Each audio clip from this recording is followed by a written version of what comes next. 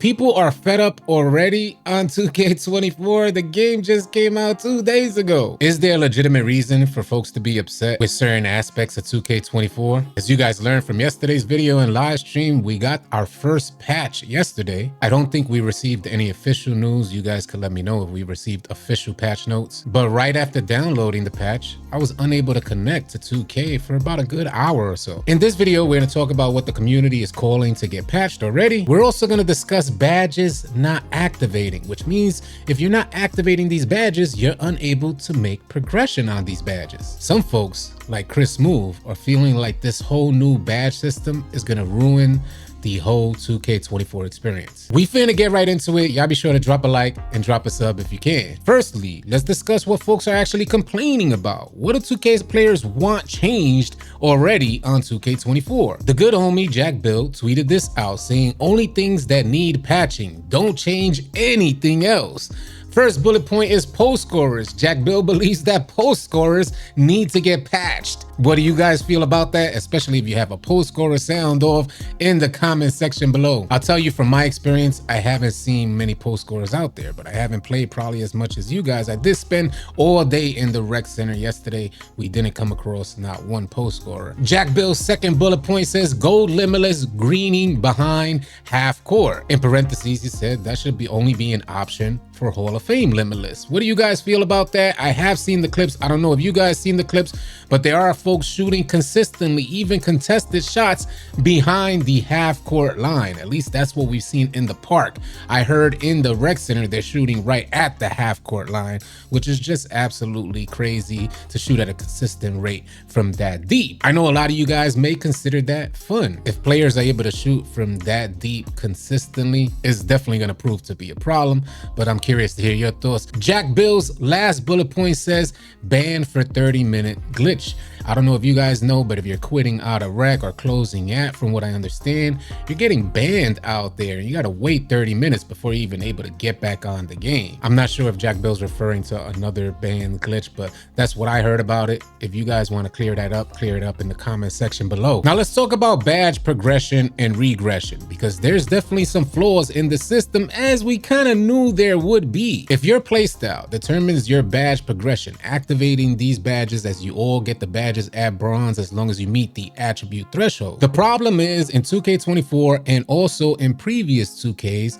some badges just activate way more often than others. A good example is the Deadeye badge. This badge has always had issues activating. So if in NBA 2K24 you have to activate these badges in order to meet a good amount of progression, how are we expected to upgrade our badge level for the Deadeye badge? And the same goes for the Unpluckable badge. If you guys out there have the Unpluckable badge, let me know in the comment section if it's activating for you. I've been hearing this quite often during my own gameplay and also on Twitter. Folks saying that their Unpluckable badge is not gaining a good amount of progression because it's barely even activating. So even if you get a floor setter, you're unable to lock in that floor setter to get Unpluckable, say at the gold or the Hall of Fame level, because your badge is not progressing. I will say this, if there's a particular way to activate badges, then we need to know what 2K expects as far as badge activation goes. So there should be some sort of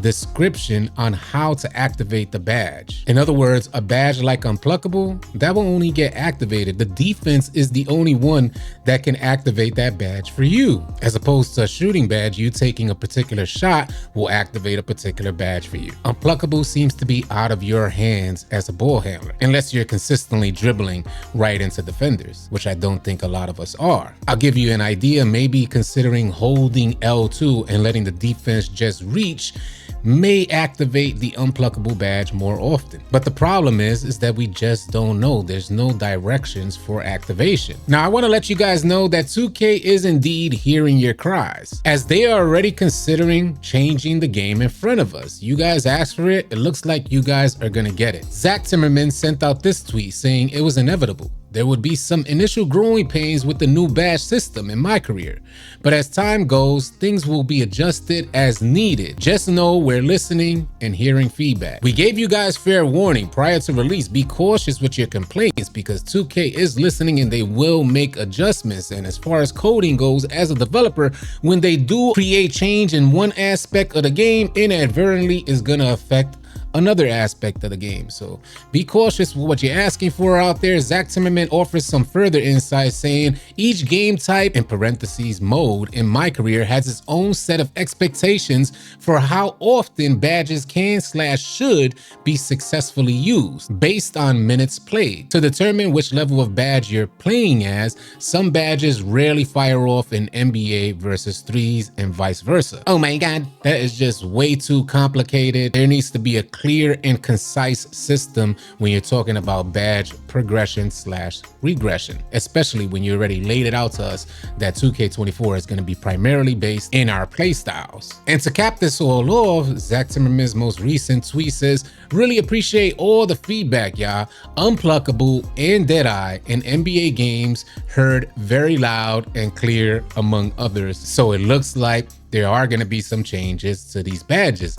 And changing these badges, their progression/activation, what does that mean for defense? You know, there's a saying, if you don't know your history, you're doomed to repeat it. Well, it looks like we're headed down the same road. We're 2 days in, folks are complaining, they're crying, and it's understandable if they're not receiving progression for their grind on these badges. But inevitably, 2K ends up attempting to address these changes, and they offer us a patch, which completely changes the game. It looks like the next step, if we follow history, a ton of players are just going to be creating a bunch more builds to adapt to these changes. But from 2K's standpoint, these are changes that the community asked for. As you guys know, this year I'm going no money spent. Yesterday I created yet another build, but didn't spend any money on it. So y'all can rest assured that I'm staying strong out here. As tough as it is definitely a tough experience to go no money spent. This means no money on passes. This means no money on attributes. This means no money on boosts, y'all. Overall, it's been a good experience. I'm not nearly as concerned as you guys are with badge progression because my main concern is actually